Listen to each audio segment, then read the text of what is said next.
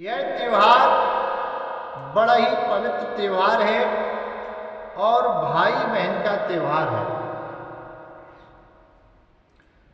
जो बहन भाई के तिलक करती है, आरती उतारती है और मीठे भोजन कराती है, उनकी कभी अल्पायु नहीं होती। ऐसा क्यों है? अल्पायु क्यों नहीं होती? इसमें यम और यमी का संवाद है, जो सूर्यदेव के पुत्र और पुत्री हैं। एक बार सूर्यदेव और उनकी पत्नी संज्ञा का झगड़ा हो गया, तो संज्ञा ने क्रोध में आकर के सूर्यलोक का त्याग कर दिया। सूर्यदेव की दो पत्नी थी, संज्ञा और छाया। दूसरी पत्नी से शनिदेव का जन्म हुआ।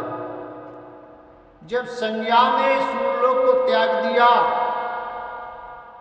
तो बच्चों ने भी विचार किया मैं भी त्याग दूं। तो यम और यमी दोनों ने सूर्यलोक को त्याग दिया।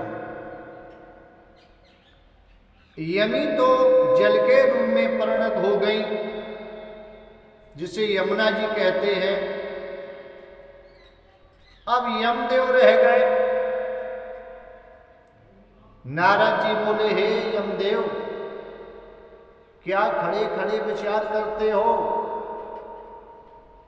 यमदेव बोले, मेरी बहन जल के रूप में परिणत हो गई, यमुना के नाम से विख्यात हो गई। अब मैं कहां जाऊं? मेरी मां सूर्यलोक को छोड़कर चली गई। नारद जी बोले, तुम्हारी प्रतीक्षा यमलोक में की जा रही है, तुम यमराज के पद पर तैनात हो जाओ। तो यमदेव यमराज के पद पर तैनात हो गए। देखिए, पति पत्नी के झगड़ा में संतान बिखर गई। इसलिए कभी भी पति पत्नी को अधिकांश झगड़ा नहीं करना चाहिए, संतान का नुकसान होता है। कुछ समय बाद यमदेव ने विचार किया, चलो चल करके अपनी बहन यमी का हाल देखूं, वह कैसे रहती है। तो यमदेव यमुना जी के पास आए। यमुना जी ने जैसे ही भाई को देखा, आरती की थाली सजाई,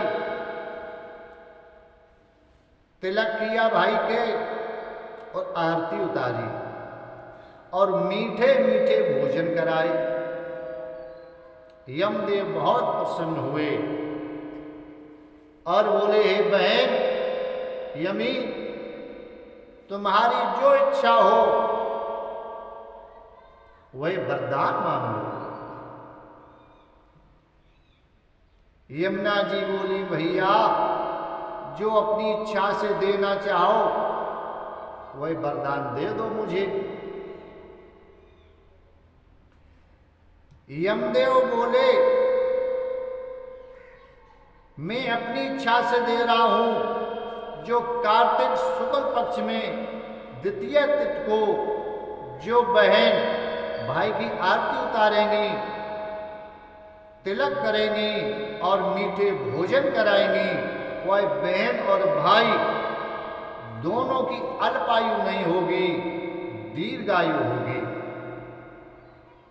और हे यमुना, जो यमुना में स्नान करके कार्तिक द्वितीय तिथि को, उसके बाद भाई बहन यह त्योहार मनाएंगे, तो उनको मेरे यहां यमलोक में दंड नहीं दिया जाएगा, उनको भगवान के पार्षद भगवान के पास ले जाएंगे, मेरे यहाँ दंड नहीं दिया जाएगा। ये मेरा वरदान है। ये यमदेव ने वरदान दे दिया। यमुना बोली, भैया अब मेरा विवाह कैसे होगा? यमदेव बोले, बहन माँ सूलोक को छोड़ करके आई, मुझे यमराज का पद मिला और तुम जल के रूप में परिणत हो गई, लेकिन तुम्हें पति भगवान विष्णु मिलेंगे। जब कृष्ण अवतार होगा